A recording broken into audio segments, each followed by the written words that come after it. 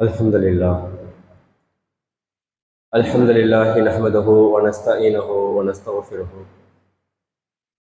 ونعوذ بالله من شرور أنفسنا ومن سيئات أعمالنا من يهده الله فلا مضل له ومن يضلل فلا هادي له أشهد أن لا إله إلا الله وحده لا شريك له وأشهد أن محمدا عبده ورسوله أما بعد يا أيها الناس اتقوا ربكم الذي خلقكم من نفس واحدة وخلق منها زوجها وبث منهما رجالا كثيرا ونساء واتقوا الله الذي تساءلون به والأرحام إن الله كان عليكم رقيبا يا أيها الذين آمنوا اتقوا الله وقولوا قولا سديدا يصلح لكم أعمالكم ويغفر لكم ذنوبكم ومن يطع الله ورسوله فقد فاز فوزا عظيما.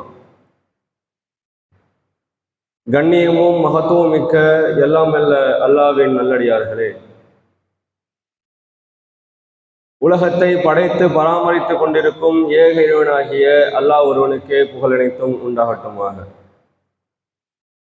அவனுடைய அன்பும் அருளும் ஒற்றா பெருங்கருணையும் நபிகள் நாயகம் ஸல்லல்லாஹு அலைஹி வஸல்லம் அவர்கள் மீதிலும் அவருடைய குடும்பத்தார்கள் மீதிலும் அவர்களுடைய சொல் செயலை பின்பற்றி வாழ்ந்த சத்திய சஹாபாக்கள் சஹாபிய பெண்மணிகள் இறை நம்பிக்கையாளர்கள் மீதிலும் இங்கே ஒன்று குழுமிருக்கின்ற நம் அனைவரின் மீதிலும் என்றென்றும் நின்று நிலவட்டுமாக. கண்ணியத்திற்குரிய எல்லாம் அல்ல அல்லாஹ்வின் நல்லடியார்களே,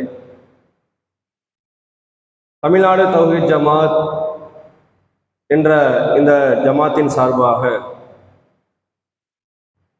மக்களை நல்வழிப்படுத்த வேண்டும் என்பதற்காக, நேர்வழிப்படுத்த வேண்டும் என்பதற்காக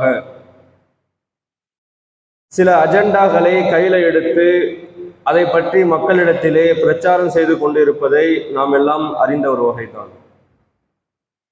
இலக்கை நோக்கி இளைஞனேவா என்ற தொடர் பிரச்சாரம், அண்ணல் நபியே அழகிய முன்மாதிரி என்ற பிரச்சாரம், சிறுக்கு ஒழிப்பு என்று சொல்லக்கூடிய பிரச்சாரம், இது போன்ற எண்ணற்ற பிரச்சாரங்களை செய்த வகையிலே இப்போது அண்ணல் நபியே அழகிய முன்மாதிரி என்று 10 மாத காலம் தொடர் பிரச்சாரத்தை கையில் எடுத்து அதிலே மாதம் மாதம் ஒரு தலைப்பை தேர்வு செய்து அதன் அடிப்படையில் மக்களிடத்திலே பிரச்சாரம் செய்ய முடிவு செய்யப்பட்டிருக்கிறது. ஏப்ரல் மாதத்தில் துவங்கி 2027 ஜனவரி மாதம் வரை இந்த தொடர் பிரச்சாரம் நடைபெறும். அதிலே ஏப்ரல் மாதத்தில் முதல் மாதமாக இருக்கக்கூடிய இந்த மாதத்திலே அண்ணல் நபியின் ஆட்சி முறை என்ற தலைப்பை தேர்வு செய்து மக்களிடத்திலே பிரச்சாரம் செய்து கொண்டு வந்திருக்கின்றோம். அந்த அடிப்படையிலே தமிழகத்தில் உள்ள ஒட்டுமொத்த நமக்கு சொந்தமான ஜும்மாக்களிலே அண்ணல் நபியின் ஆட்சி முறை என்ற தலைப்பு இன்றைய ஜும்மா உரையாக கொடுக்கப்பட்டு இதை ஒட்டுமொத்த தமிழ்நாட்டிலும் இன்றைக்கு பயானாக பேசப்படுகிறது. அண்ணலாரின் ஆட்சி முறை என்று சொன்னால் அவர்களுடைய சித்தாந்தம் என்ன, அவர்களுடைய கோட்பாடு என்ன, அவர்கள் எதை மக்களிடத்தில் சொல்லி ஆட்சி செய்தார்கள், சொன்னதை செய்து காட்டினார்களா என்ற பல வகையான கேள்விகள் அதற்குள்ளே அடங்கியிருக்கிறது. பொதுவாக ஒருவர் ஆட்சிக்கு வருவதாக இருந்தால் சில வாக்குறுதிகளை மக்கள் மத்தியிலே கொடுத்துட்டு ஆட்சிக்கு வருவார்கள். அதை பிறகு செய்வார்களா என்று கேட்டால் அதிலே கேள்விக்குறியை நிறையாக நாம் பார்க்க முடியும். ஆனால் அண்ணல் நபி என்று சொல்லக்கூடிய முகமது நபி ஸல்லல்லாஹு அலைஹி வஸல்லம் அவர்கள் சொல்லிலும் செயலிலும் எதை சொல்லி காட்டினார்களோ அதை தன்னுடைய வாழ்வில் நெறியாக மக்களிடத்திலே வாழ்ந்து காட்டிவிட்டு சென்றார்கள். அதை மக்களையும் வாழ வைத்து சென்றார்கள் என்பதை நாம் ஹதீஸின் வாயிலாக பார்க்க முடிகிறது. தன்னுடைய 40வது வயதிலே நபித்துவத்தை பெற்ற அவர்கள், ஆட்சி பொறுப்பை ஏற்றுக்கொண்ட அவர்கள், அதற்கு முன்பாக வாழ்ந்த வாழ்க்கை என்பது சொகுசான வாழ்க்கை. அவர்களுக்கு இல்லாத பொருளாதாரம் கிடையாது. அவர்கள் வாழ்ந்த வாழ்க்கை என்பது மன்னரெல்லாம் வாழ முடியாத அளவிற்கு வாழ்ந்த வாழ்க்கையாக அவருடைய 40 ஆண்டு வயதுக்கு முன்பாக இருந்தது. ஆனால் அவர் எப்போது நபித்துவத்தை பெற்றார்களோ அதன் பிறகு உள்ள வாழ்க்கை எப்படி தெரியுமா? சாதாரண ஒரு ஏழை மக்கள் எப்படி ஒரு நாட்டிலே குடிமக்களாக வாழ்வார்களோ அது போன்றுதான் தன்னுடைய வாழ்வை அல்லாஹ்வுடைய தூதர் நபிகள் நாயகம் ஸல்லல்லாஹு அலைஹி வஸல்லம் அவர்கள் வாழ்ந்து காட்டினார்கள். தான் ஆட்சி செய்த காலத்திலே தனக்காகவும் தன்னுடைய குடும்பத்துக்காகவும் எந்த ஒரு பொருளாதாரத்தையும் ஆட்சியிலிருந்து வசூலிக்கவில்லை, சேர்த்து வைக்கவில்லை. ஆனால் இப்ப உள்ள ஆட்சியாளர்கள் என்பது கடந்த காலத்தில் ஆட்சிக்கு வருவதற்கு முன்பாக அவர்களுடைய சொத்து மதிப்பு பார்த்தோம் என்று சொன்னால் ஒரு மாதிரியாக இருக்கும். ஆட்சியை விட்டு ஆட்சிக்கு வந்த பிறகு மீண்டும் ஒரு தேர்தல் வந்து சொன்னால் அவர்கள் தேர்தலிலே அந்த சொத்து விவரத்தை பதிவு செய்ய போது பார்த்தால் முன்பை விட அடுத்த தேர்தலுடைய சொத்துக்கள் என்பது அதிகமாக இருப்பதை பார்க்க முடிகிறது.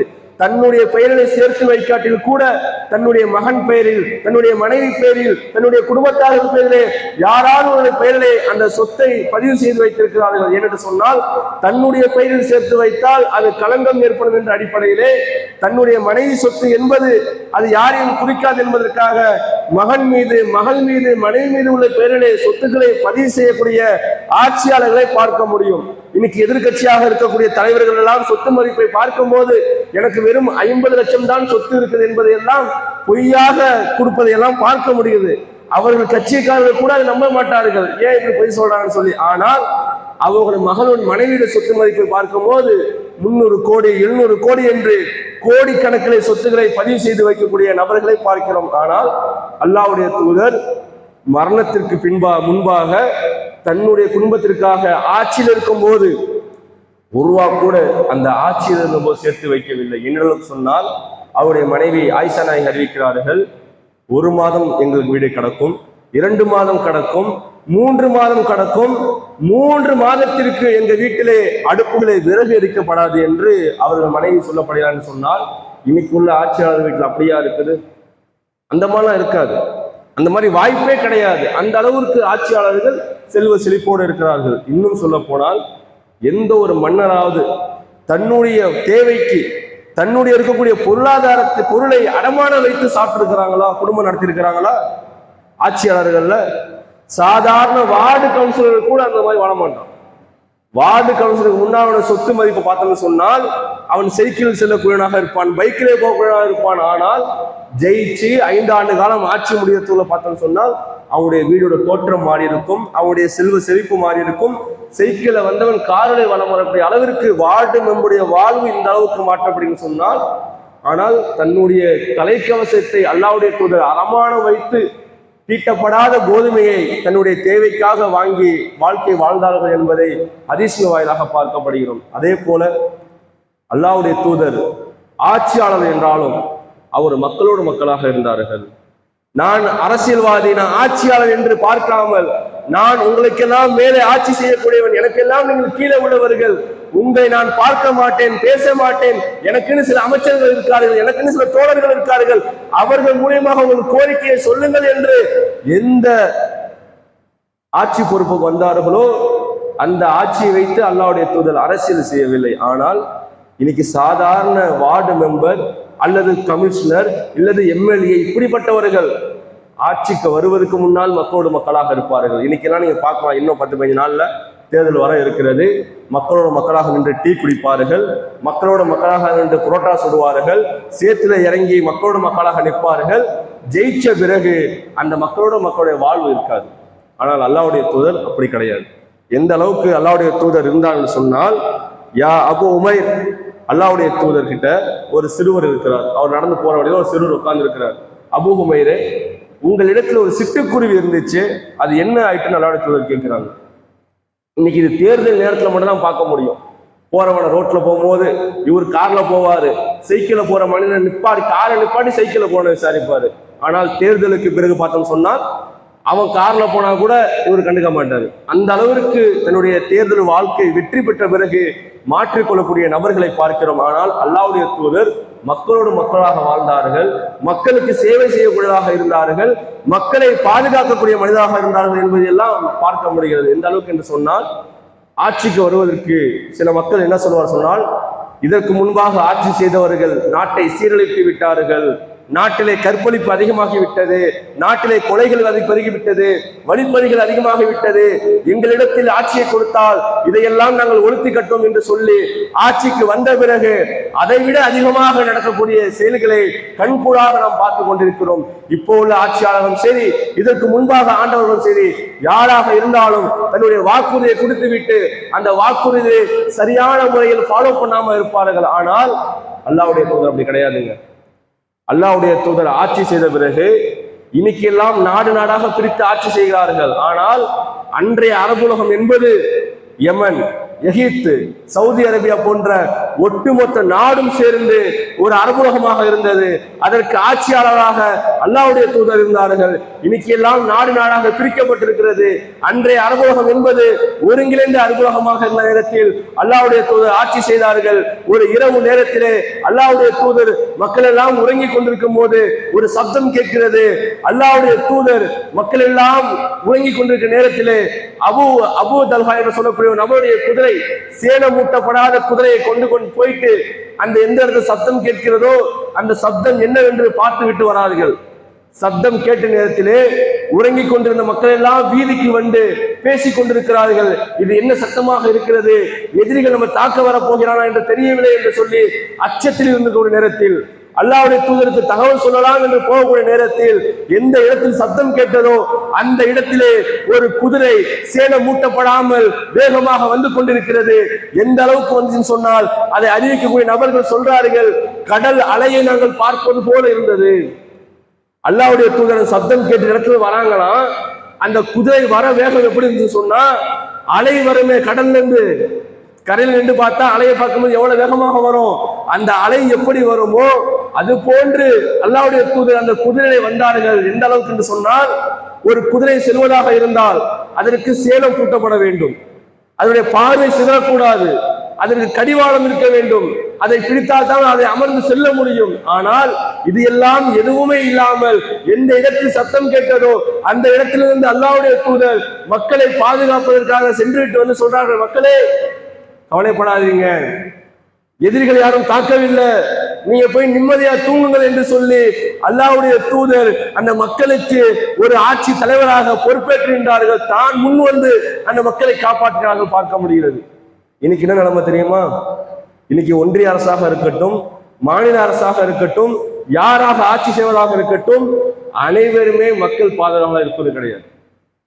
ஏதோ ஒன்று ரெண்டு செயல் செய்யலாம், ஆனால் வெளிப்படையாக பார்க்கப்படும் போது அதில் அதிகமான குறைகள் கண்டிப்பாக இருக்கிறது. இந்தியான்னு இந்த வரைபட நாடு இருக்குல்ல, நம்ம நாடு இருக்குல்ல, அது வரைபடத்துல அருணாச்சல பிரதேசம் ஒன்று இருந்துச்சு. அந்த அருணாச்சல பிரதேசத்துல இன்னைக்கு உள்ள வரைபடம் இந்தியாவில் கூகுள்ல போய் செக் பண்ணி பாருங்களேன், அந்த அருணாச்சல பிரதேசம் எங்க இருக்கு தெரியுமா? சீனாவோட ஒட்டி இருக்கும். சீனாக்காரன் வந்து என்ன பண்றான்னு சொன்னா, அவன் அங்க உள்ள பூந்து அவன் நாட்டுடைய சொத்தாக அதை அங்கீகரித்து அவன் நாடு என்று பெயர் வைத்து அதை பராமரித்துக் கொண்டிருக்கின்றான். ஆட்சிக்கு வருவதற்கு என்ன சொன்னார்கள் தெரியுமா? காங்கிரஸ் உடைய ஆட்சியிலே இன்னைக்கு எத்தனையோ பாதுகாப்பு இல்லாமல் போய்விட்டது, எதிரி நாடுகள் எல்லாம் நம் நாட்டை சுரண்டி கொண்டிருக்கிறார்கள் சொல்லி நாங்கள் ஆட்சிக்கு வந்தால் இதையெல்லாம் பாதுகாப்போம் என்று சொல்லி ஆட்சி செய்து வந்தவர்கள் இன்னைக்கு ஒரு துண்டு அருணாச்சல பிரதேசம் என்று சொல்லக்கூடிய ஒரு மாநிலத்தையே விட்டு கொடுத்திருக்கார் என்று சொன்னால் இவர்கள் ஆட்சி செய்ய லட்சணம் இதுதானா?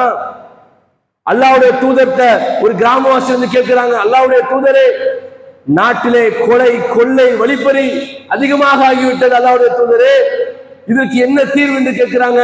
அல்லாஹ்வுடைய தூதர் சொன்னார், மக்களே அறிந்து கொள்ளுங்கள், ஒரு காலம் வரும், ஹிரா என்று சொல்லக்கூடிய பகுதியிலிருந்து தன்னுடைய ஒட்டகத்தில் தன்னந்தனியாக ஒரு பெண்மணி, மக்காவுக்கும் ஹிராவுக்கும் 800 கிலோமீட்டர் தொலைதூரம் இருக்கு. அல்லாஹ்வுடைய தூதர் சொல்றாங்க, ஹிரா என்று சொல்லக்கூடிய அந்த இடத்துல இருந்து தன்னந்தனியாக ஒரு பெண்மணி தன்னுடைய ஒட்டகத்திலே அமர்ந்து அல்லாஹ்வுடைய அச்சம் மட்டுமே கொண்டு உள்ளவளாக அந்த நாட்டிலிருந்து மக்காவை நோக்கி வந்து உம்ரா செய்து ஹஜ் செய்யக்கூடிய பெண்மணியாக வருவாள் என்று சொன்னார்கள். அந்த காரியத்தை அல்லாஹ்வுடைய தூதர் நிறைவேற்றிவிட்டு சென்றார்கள். இந்தியாவில் அப்படி செல்ல முடியுமா? பாதுகாப்பாக பெண்மணி போக முடியுதா? சவுதி அரேபியாவில் வேலை பார்க்கக்கூடிய இந்திய பெண்கள் சொல்றாங்க, வீடியோ போடுறாங்க, நைட்டு 1 மணிக்கு இப்ப மணி எத்தனை தெரியுங்களா? சவுதி டைம் 1 மணி. இந்த ரோடு வெறும் இருட்டாக இருக்கிறது. நான் ஒரு பெண்மணியாக தன்னந்தனியாக இந்த வீதியிலே நடந்து போகக்கூடிய ஒரு பலத்தை எனக்கு கொடுத்திருக்கிற நாடு என்கிறார்கள். அப்ப எப்படிப்பட்ட நாட்டை உருவாக்கிவிட்டு, எப்படிப்பட்ட அரசியலமைப்பை உருவாக்கிவிட்டு அல்லாஹ்விடத்தில் சென்றிருக்கிறார்கள். இது ஒரு ஆட்சியாளருக்கு ஒரு சிறந்த பண்பாக அல்லாஹ்வுடைய தூதர் காட்டிவிட்டு சென்றார்கள். அதே போல மக்கள் எல்லாம் சிரமப்படும் நேரத்திலே வட்டியை அல்லாஹ்வுடைய தூதர் ஒழித்து கட்டினார்கள். இன்னைக்கு இந்தியா நாடு என்பது வட்டியிலையும் கடன்லையும் மூழ்கி இருப்பதை பார்க்க முடிகிறது. உனக்கு கடனாக பணம் வேணுமா, பொருளாதாரம் வேணுமா, நான் உனக்கு தரேன். எந்த அடிப்படையில? வட்டி என்ற அடிப்படையில் தரேன். உனக்கு 3 மாச காலம் அவகாசம் தருவேன். அதுக்குள்ள நீ தொகையை கட்டிட்டால் அது உனக்கு வட்டி கிடையாது. 3 மாதத்துக்குள் கட்டாவிட்டால் உனக்கு நான் இன்ட்ரெஸ்ட் போடுவேன். அப்படியா? சரி, ஓகே. அந்த வட்டி இன்னைக்கு பல மடங்காக பெருகி கொண்டிருக்கிறது. அது எப்படி? ஏடிஎம் வகையில நீங்க எடுத்துக்கலாம். அந்த ஏடிஎம்ல 3 முறைக்கு மேல எடுத்தா அதுக்கு ஒரு அமௌண்ட், அதை ஒரு கொள்ளை. இப்படி மக்களை சுரண்டி சுரண்டி சுரண்டி ஆட்சி நடத்தக்கூடிய ஆட்சியாளர்கள் தான் இன்று உலகத்தில் இருந்து கொண்டிருக்கிறார்கள். அல்லாஹ்வுடைய தூதர் சொன்னார்கள், மக்களே, உங்களுக்கு வர வேண்டிய வட்டியை விட்டுவிடுங்கள். வட்டி என்பது அதிகமான பொருளாதாரத்தை வியாபாரம் எண்ணிக்கொண்டிருக்கிறீர்கள். அது அல்லாஹ்வால் தடுக்கப்பட்டது. யார் வட்டிக்கு விடுகிறீர்களோ அவர்கள் அல்லாஹ்வுடைய தூதரையும் போர் செய்யக்கூடிய தகுதிக்கு வந்து விட்டீர்கள். நீங்கள் போருக்கு தயாராகி கொள்ளுங்கள் என்று அல்லாஹ்வுடைய சொன்னார்கள். சொல்லிவிட்டு அல்லாஹ்வுடைய தூதர் சொன்னார்கள், மக்களே, வட்டியை இன்றிலிருந்து நான் தடை செய்கிறேன். அதிலே முதலாக என்னுடைய பெரிய தந்தையாக இருக்கக்கூடிய அபு தாலிபுடைய வர வேண்டிய வட்டியை நான் இன்றைய தினத்தில் ரத்து செய்கிறேன் என்று அல்லாஹ்வுடைய தூதர் அந்த வட்டிக்கு முதன்முறையாக ரத்து செய்து அங்கீகாரம் கொடுத்து தன்னுடைய வாழ்வை நடைமுறைப்படுத்தினார்கள். அதே போல அல்லாஹ்வுடைய தூதர் ஆட்சிக்கு வந்த பிறகு மக்கள் மீது உள்ள சுமையை குறைத்தார்கள். யார் மீது எல்லாம் கடன் இருந்ததோ அந்த கடனை அல்லாஹ்வுடைய தூதர் சொன்னார்கள், ஒரு மனிதர் இறந்துவிட்டால் அரசு கஜானா இருக்கிறதுக்கு முன்பாக இவரிடம் சொத்து விட்டு சென்றிருக்கிறாரா, அந்த சொத்திலிருந்து ஏதாவது கடன் அடைக்க வாய்ப்பு இருக்கிறதா என்று எல்லாம் கேட்டு அந்த கடனை அடைத்தார்கள். அல்லாஹ்வுடைய தூதர் ஆட்சி பொறுப்பிலே கஜானாவிலே பொருளாதாரம் மிதமின்றி இருக்கும் போது அல்லாஹ்வுடைய தூதர் கேட்டார்கள், இந்த மனிதர் இறந்திருக்கிறாரே, இவருக்கு ஏதாவது சொத்து இருக்கிறதா? அல்லாஹ்வுடைய தூதர், இருக்கிறது. அப்படி என்றால் அந்த சொத்து அந்த குடும்பத்தாருக்கு உரியது. இன்னும் சில நேரத்தில் கேட்டார்கள், அல்லாஹ்வுடைய தூதரே, இந்த மனிதருக்கு ஏதாவது கடன் இருக்கிறதா? ஆம் அல்லாஹ்வுடைய தூதரே, இவருடைய கடனை அடைப்பதற்கு அரசு பொறுப்பேற்கும், நான் பொறுப்பேற்றுகிறேன் சொல்லி தன்னுடைய அரசு கஜானாவில் இருந்து அந்த மனிதனுடைய கடனை அடைத்து விட்டு அந்த ஜனாஜா தொழுகை நடத்தி அந்த சகோதரரை நபி தோழரை அடக்கம் செய்த காட்சிகளெல்லாம் வரலாறிலே ஹதீஸ்களிலே பதிவு செய்து பார்க்கிறோம். ஆனால் இன்னைக்கு மக்களுக்கு ஆட்சி செய்கிறோம் என்று சொல்லக்கூடியவர்கள் மக்கள் மீது அதிகமான கடன்களை சுமத்தி கொண்டிருக்கிறார்கள். ஒவ்வொரு தனிப்பட்ட நபர் மீதும் இவ்வளவு பணம் கடனாக இருக்கிறது என்று ஆண்டறிக்கைகள் வாசிக்கப்படுகிறது. ஆனால் அல்லாஹ்வுடைய தூதர் ஆட்சி செய்யும் போது அவர்களிடத்தில் கஜானா மிதமின்றி இருக்கப்படும் போது அல்லாஹ்வுடைய தூதர் கடனை எல்லாம் ரத்து செய்தார்கள் என்பதை பார்க்க முடிகிறது. அதே போல சமநீதியாக அல்லாஹ்வுடைய தூதர் ஆட்சி செய்தார்கள். எந்த அளவுக்கு என்று சொன்னால், ஒரு உயர்குலத்தை சேர்ந்த பெண்மணி திருடி விடுகிறாள். அவங்க பேர் ஃபாத்திமா. அப்ப அந்த சமுதாயத்தை சார்ந்த சில மக்கள் எல்லாம் சேர்ந்து, அல்லாஹ்வுடைய தூதரே, இந்த பெண்மணி திருடி விட்டாள், ஆனால் அதை வெளிப்படுத்தி விடாதீங்க, அவங்கள மன்னிச்சிருங்க, அந்த தவறை நாங்கள் பொறுப்பேற்றுகிறோம் சொல்லப்படும் போது அல்லாஹ்வுடைய தூதர் சொன்னார்கள், என் மகள் ஃபாத்திமா திருடினாலும் அவருடைய கையை நான் வெட்டுவேன் என்று அல்லாஹ்வுடைய தூதர் சமநீதியை போதித்தார்கள். அதை வாழ்விலை கடைபிடித்தும் காட்டினார்கள். எந்த அளவுக்கு என்று சொன்னால், உயர்ந்தவன் தாழ்ந்தவன் என்ற பாகுபாடு கிடையாது, வெள்ளையன் கருப்பன் என்ற பாகுபாடு கிடையாது. அதே போல உங்களுக்கு ஆட்சி செய்யக்கூடிய நபர் கருப்பிடத்தை சேர்ந்தவனாக இருந்தாலும் அவர் உங்களுக்கு ஆட்சி தலைவனாக வந்தால் அவருக்கு நீங்கள் கட்டுப்பட வேண்டும். எந்த அளவுக்கு என்று சொன்னால், அவர் அல்லாஹ்வுடைய சட்டத்தை வைத்து ஆட்சியை நடைமுறைப்படுத்துற வரைக்கும் நீங்க அவருக்கு கட்டுப்படுங்கள் என்று அல்லாஹ்வுடைய தூதர் சொல்லிவிட்டு சென்ற போது சமநீதியாக சமமாக அல்லாஹ்வுடைய தூதர் தன்னுடைய வாழ்வினை கடைபிடித்து காட்டினார்கள் என்பதை எல்லாம் பார்க்க முடிகிறது. அதே போல நீதியை நிலைநாட்டி பெருமை அடிக்காத மனிதன் என்று சொன்னால் அல்லாஹ்வுடைய தூதர் சொல்லலாம். அந்த அளவுக்கு ஆட்சியை சிறப்பாக செய்தார்கள். ஒரு 2 பேருடைய வழக்கு வருது அல்லாஹ்வுடைய தூதர்கிட்ட. அப்ப அவர்கள் சொல்லக்கூடிய செய்திகளை, வாதங்களை வைத்து அல்லாஹ்வுடைய தூதர் தீர்ப்பளித்து விடுறாங்க. தீர்ப்பளிட்டு அல்லாஹ்வுடைய என்ன சொல்லியிருக்கலாம், நான் ஒரு நபி, எனக்கு எல்லாம் தெரியும், நான் சரியான முறையில் தீர்ப்பளித்திருக்கேன்னு சொல்லியிருக்கலாம். ஆனா அல்லாஹ்வுடைய தூதர் அந்த 2 மனிதனுக்கு தீர்ப்பு வழங்கிவிட்டு சொல்றாங்க, நீங்கள் சொன்ன அடிப்படையில், வாதத்தின் அடிப்படையில் நான் வெளிப்படையாக தீர்ப்பளித்திருக்கிறேன். இதுல சிலவருக்கு பாதகமாக இருக்கலாம், சிலருக்கு சாதகமாக இருக்கலாம். நீங்க சொன்ன அடிப்படையில் தான் நான் தீர்ப்பளித்தனே தவிர என்னுடைய அறிவால், என்னுடைய ஆற்றலால் நான் என்ற ஒன்றும் வழங்கவில்லை என்று சொல்லி தீர்ப்பு அளித்த பிறகு அல்லாஹ்வுடைய தூதர் பெருமை அடிக்கவில்லை என்பதை ஒரு ஆட்சி தலைவராக நாம் பார்க்க முடிகிறது. ஆனால் இன்னைக்குள்ள ஆட்சி தலைவர் என்று சொன்னால், ஒரு நீதிபதியாக இருக்கட்டும், யாராக இருக்கட்டும், தான் செய்த செயலை அதை பெருமையாக பேசக்கூடியதாக இருக்கக்கூடியதெல்லாம் நாம் பார்க்க முடிகிறது. அதுபோல அல்லாஹ்வுடைய தூதர் பழிக்கு பழி வாங்காத ஒரு நபராக இருந்தார்கள் என்பதை ஆட்சி முறையிலே பார்க்க முடிகிறது. எந்த அளவுக்கு என்று சொன்னால், போருக்கு போறாங்க, போருக்கு போகும்போது போர் கைதிகளை பிடித்து கொண்டு வருகிறார்கள். அப்படி பிடித்து கொண்டு வரும்போது ஒரு நபரை, அபு ஜுமாமா என்று சொல்லக்கூடிய நபரை ஒரு பள்ளிவாசல் தூணிலே கட்டி போடுகிறார்கள். 3 நாள் அல்லாஹ்வுடைய தூதர் அந்த நபரை சந்திக்கிறார்கள். முதல் முறையாக சந்திக்கும் போது அவர்கிட்ட கேட்கிறாங்க, அபு ஜுமாமாவே உங்க நிலைமை என்னங்கிற அவர் சொல்றார், உலகத்திலேயே பிடிக்காத ஒரு முகம் என்று சொன்னால் உங்களுடைய முகம்தான், உலகத்திலேயே பிடிக்காத ஒரு பெயர் என்று சொன்னால் உங்களுடைய பெயர் தான், நான் வாழ்நாளிலே பார்க்கக்கூடாத நபர் என்று சொன்னால் உங்களை தான் என்றெல்லாம் சொல்லுகிறார். அல்லாஹ்வுடைய தூதர் போயிடுறாங்க. 2ஆம் நாள் வராங்க. 2ஆம் நாளும் இதே செய்தியை அந்த மனிதர் சொல்கிறார். 3ஆம் நாள் வருகிறார்கள். 3ஆம் நாள் வந்து அல்லாஹ்வுடைய தூதர் கேட்கப்படும் போது அவர் சொல்கிறார், தன்னுடைய வாழ்விலே இஸ்லாத்தை ஏற்றுக்கொண்டு களிமா சொன்ன பிறகு சொல்கிறார், உலகத்திலேயே எனக்கு மிகவும் பிடித்தமான முகம் என்று சொன்னால் அது உங்களுடைய முகம்தான், உலகத்திலேயே எனக்கு பிடித்தமான பெயர் என்று சொன்னால் அது உங்களுடைய பெயர் தான், உலகத்திலேயே நான் பார்க்க விரும்பக்கூடிய முகம் என்று சொன்னால் உங்களுடைய முகம்தான் என்று சொல்லி அல்லாஹ்வுடைய தூதர் யார் கைதியாக பிடித்து வந்தார்களோ அந்த கைதியை பழிக்கு பழி வாங்காமல், என்னை நீ கொலை செய்ய வந்தாய், ஆனால் அவனை கொலை செய்ய மாட்டேன், உனக்கு நான் அனுமதி அளிக்கிறேன், உனக்கு நான் பழி வாங்கக்கூடிய சட்டத்தை நிறைவேற்ற மாட்டேன்னு சொல்லி சில நேரங்களில் அல்லாஹ்வுடைய தூதர் இப்போ சட்டத்தை நிறைவேற்றிருக்கிறார்கள் ஒரு ஆட்சியாளராக. அது போல பார்க்கிறோம், அல்லாஹ்வுடைய தூதர் மக்காவிலே வெற்றி கொள்வதற்கு முன்பாக அவர்கள் இஸ்லாத்தை தன்னை தூதராக அறிமுகப்படுத்திய போது பல மக்கள் அவர்களுக்கு குறைச்சல் கொடுத்தார்கள், இடைஞ்சல் செய்தார்கள், அவளை கொலை செய்ய வேண்டும் என்று திட்டம் தீட்டினார்கள். மக்காவை விட்டு மதினாவிலே 15 ஆண்டு காலம் தன்னுடைய வாழ்வை அங்கு வாழ்ந்து விட்டு மக்காவை வெற்றி கொள்கிறார்கள்.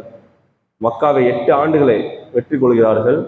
வெற்றி கொண்ட பிறகு அங்க உள்ள மக்கள் எல்லாம் பயப்படுறாங்க, நம்ம தூதருக்கு நம்ம இடைஞ்சல் கொடுத்துட்டோம், நம்ம ஏதாவது பண்ண போறாருன்னு நினைச்சுக்கிட்டு இருக்க ஒரு நேரத்தில் மக்களை பார்த்து அல்லாஹ்வுடைய தூதர் சொன்னார்கள், மக்களே பயப்படாதீங்க, நான் ஒன்றும் செய்ய மாட்டேன், நீங்கள் இஸ்லாத்தை ஏற்றுக்கொள்ளுங்கள், இஸ்லாத்தை ஏற்றுக்கொண்டால் அது உங்களுக்கு இம்மையிலையும் மறுமையிலையும் சிறந்த ஒன்றாக இருக்கும் என்று சொல்லி அந்த மக்கள் எல்லாம் இஸ்லாத்தை ஏற்றுக்கொண்ட பிறகு அல்லாஹ்வுடைய தூதர், எனக்கு கொலைத்து இடைஞ்சல் கொடுத்தாலும் பரவாயில்ல, எனக்கு கொலை செய்ய வந்தீர்களா பரவாயில்ல, உங்களை எல்லாம் நான் மன்னித்து விடுகிறேன் என்று சொல்லி அல்லாஹ்வுடைய தூதர் பழிக்கு பழி கூட வாங்காமல் தன்னுடைய ஆட்சியை சிறப்பான முறையில் நடத்தினார்கள். ஆனால் இன்றைய ஆட்சியாளர்கள் என்பது தன்னுடைய ஆட்சியில் செய்யப்பட்ட அநீதிக்கு வேற ஒரு ஆட்சியாளர் வந்தார்கள் சொன்னால் அவர்களை பழிவாங்கக்கூடிய வேலையை பார்க்கிறார்கள், இவர்கள் சென்று விட்டால் அவர்கள் அமர்ந்து அவர்களை பழிவாங்கக்கூடிய வேலையை பார்க்கிறார்கள். இப்படி மாறி மாறி பழிவாங்கி கொண்டு ஆட்சியிலே மக்களுக்கு நிரந்தர நிம்மதியில்லாத வாழ்க்கையை கொடுத்து கொண்டிருக்கிறார்கள்.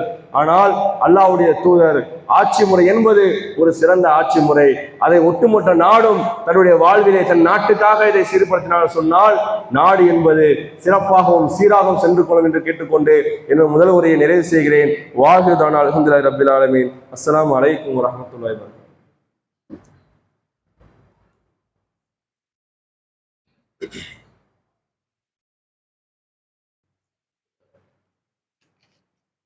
اللهم صل على محمد وعلى آل محمد كما صليت على إبراهيم وعلى آل إبراهيم إنك حميد مجيد. اللهم بارك على محمد وعلى آل محمد كما باركت على إبراهيم وعلى آل إبراهيم إنك حميد مجيد. கண்ணியத்திற்குரிய எல்லாம் வல்ல அல்லாஹ்வின் நல்லடியார்களே, இன்ஷா அல்லாஹ் இன்னும் ஒரு வாரங்களிலே தமிழ்நாட்டினுடைய தேர்தல் நாள் வர இருக்கிறது. இந்த தேர்தலிலே நம்முடைய ஜமாத்தின் சார்பாக யாருக்கும் ஆதரவு தெரிவித்து நாம் அளிக்க மாட்டோம் என்று சொல்லி மக்கள் மத்தியிலே சொல்லப்பட்டிருந்தாலும், ஒவ்வொரு மனிதனும் தன்னுடைய வாக்குரிமையை சரியான முறையில் பயன்படுத்தி நம்ம நாட்டிற்கு தேவையான சிறந்த ஒரு நபரை கொண்டு வர வேண்டும் என்று நாம் ஒவ்வொரு உரிமையும் அதிலே இருக்கின்றது. குறிப்பாக இஸ்லாமியர்கள் நாம் என்ன பார்க்கணும்னு சொன்னால், நம்முடைய சமுதாயத்தை யார் அழிக்க வேண்டும், ஒழிக்க வேண்டும் என்று திட்டம் தீட்டிக் கொண்டிருக்கிறார்களோ அவர்களை கண்டிப்பாக நாம் ஆட்சி கட்டிலே அமர வைக்க மாட்டோம். அதற்கு ஆதரவாக நிற்கக்கூடிய கூட்டணி கட்சிகளையும் நாம் ஆதரிக்க மாட்டோம். தனக்கு முஸ்லிம்களுடைய வாக்கு விழாது என்று தெரிந்து சில அரசியல்வாதிகள் என்ன செய்வார்கள் சொன்னால், மக்களுக்கு பிடித்தமான நபர்களை களத்தில் இறக்கி ஓட்டுகளை பிரிக்கக்கூடிய வேலைகளை செய்யக்கூடிய நபர்களாக இருப்பார்கள். ஓட்டுகள் பிரிந்தால் யார் மக்கள் வர வேண்டும் நினைக்கிறார்களோ அவர்கள் வர முடியாது, யார் மக்கள் வர வேண்டாம் நினைக்கிறார்களோ அவர்கள் எளிமையாக வந்துவிடலாம் என்ற ஒரு நோக்கிலே சுயேட்சையாகவும் தனியாகவும் சில கூட்டணி இல்லாத கட்சிகளையும் இறக்கிவிட்டு ஓட்டுகளை பிரிக்கக்கூடிய வேலைகளை செய்வார்கள். இதிலே ஒரு முஸ்லிம் சிந்திக்கக்கூடிய மனிதன், ஒரு இறை நம்பிக்கையாளன் எப்படி இருக்க வேண்டும் சொன்னால், தனக்கு அநீதி இழைத்தவன் அந்த இடத்துல இருந்தாலும் அவன் எனக்குத்தான் அநீதி இழைத்தான், என்னால் ஒட்டுமொத்த சமுதாயமும் பாதிப்பும் உள்ளாயிடக்கூடாது,